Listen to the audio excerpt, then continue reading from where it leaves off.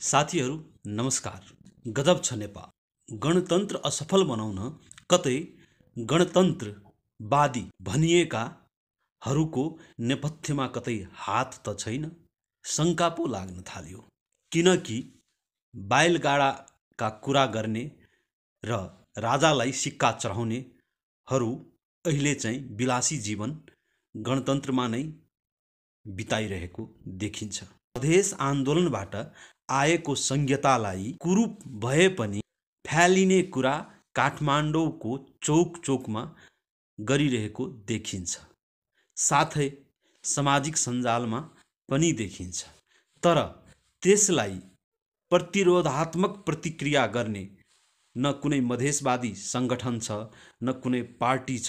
यस्तो लाग्छ कि साँच्चीकै र मौन रूपमा स्वीकार गरिएको छ।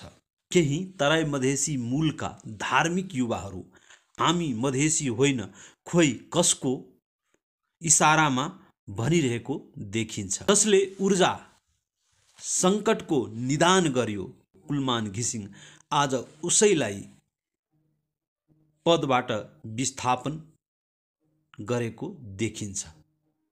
यो कुरा हेर्दाखेरि मलाई यस्तो लाग्छ कि जो गणतन्त्रमा बसेका नेताहरू छन्, गणतन्त्रमा बसेर भोग विलास गरिरहेको छ, उनीहरूद्वारा नै गणतन्त्रलाई कमजोर पारेको छ।